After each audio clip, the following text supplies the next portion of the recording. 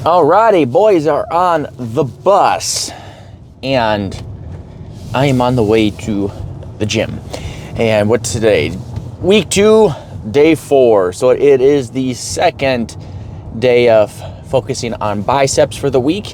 But I got biceps, and I forget what else is on there. I can't remember. Back, some back as well. I think some abs. Any which way, I am going to hit that up a little bit more and have a good pump. I'm gonna try.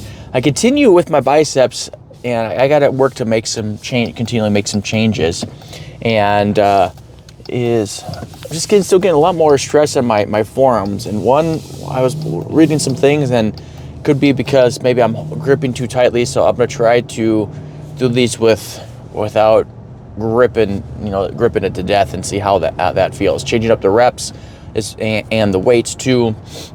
I see how that is, but I'm still getting good bicep workout. I just want to get it more so I can put more stress on the biceps and not have my forearms be the limiting factor.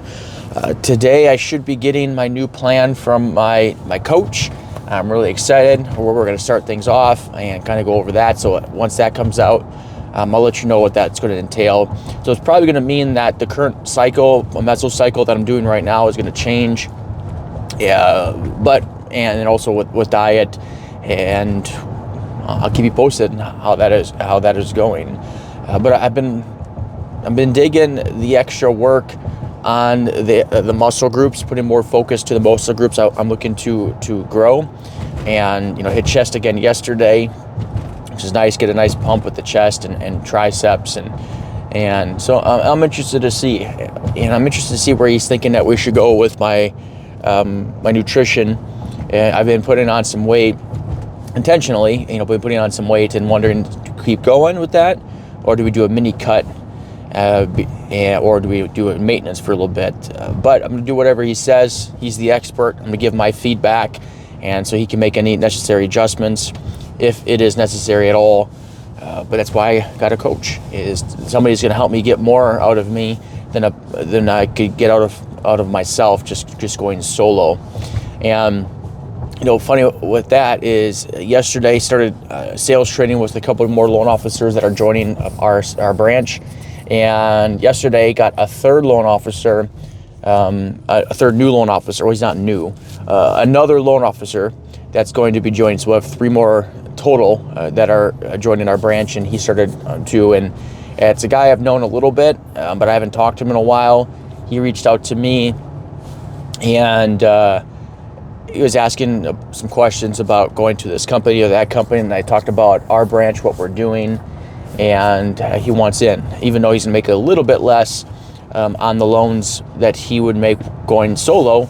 But the reason he's coming to us is because we're going to help him get more out of him than he could get solo.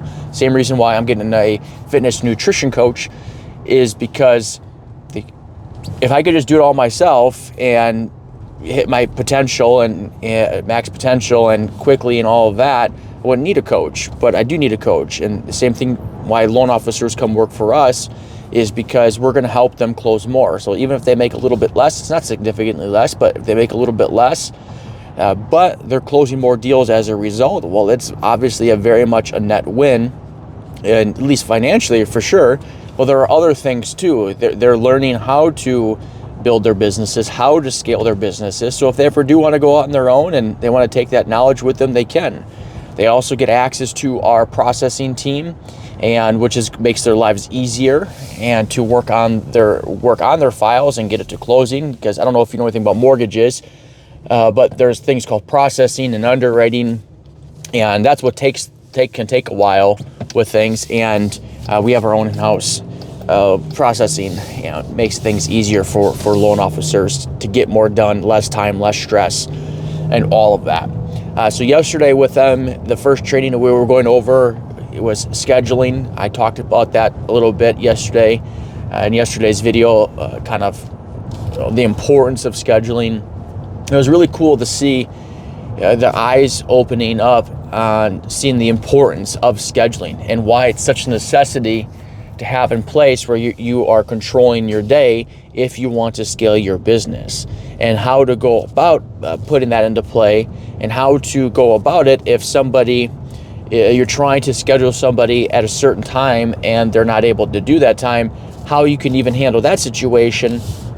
You could do a different time, but it elevates you in their eyes that you're doing them a favor, essentially, to adjust your schedule in order to meet with them, which in turn causes them to want to more likely work with you because you are valuable. And we have to, as salespeople, you have to realize there are value in you. And if you act like a commodity, like every other salesperson, you're going to be treated like a commodity. Versus if you act and behave and are as somebody of value, you're going to be treated that way. Now, is it going to be with 100% of clients and leads? No, of course not. Nothing is ever 100%. But you're going to have the odds in your favor. And we call that, playing game theory, doing the most optimal play for what you have available to you at that given time. And so schedule is generally, for our loan officers, the way I like them to have their schedules is they start the day off with prospecting. Prospecting is the most important thing for your business. It's what helps you generate new opportunities, and you get that done first thing in the morning.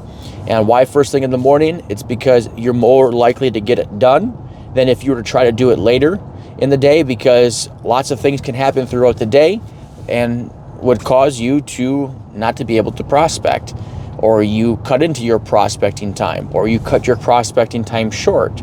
Or here's another really big one, is that the stress of the day causes you to not be all in your prospecting, and your mind is not there, so you're not as impactful, you're not as effective when you're prospecting. So when you prospect it, do it first thing in the morning. Another great thing about prospecting first thing in the morning, it's kind of like a workout. It's a mental workout. It gives you strength, and that carries throughout the rest of your day. So you did something hard first thing in the morning, and then when you are faced with other situations, you're going to have that strength from that prospecting to help you through that. Be maybe more firm when you might not be, maybe more confident when otherwise you might not be. So prospecting in the morning has many, many benefits for your business. And so I recommend every day you start with prospecting. And how do you finish every day? Is very simple. Whatever you did not get done that day, and you need to make sure you get done the next day, or whatever you need to get done the next day, simply write it down.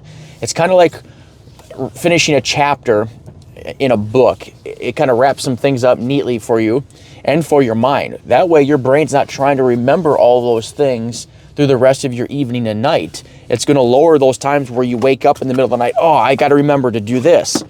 Or because your brain's constantly thinking, even when you don't realize that it's thinking. So you write this stuff down. It allows your brain to not have to think, and you can enjoy the rest of your evening with your family, friends, whatever, and it helps with your sleep too. All right, I'm at the gym. Catch you later.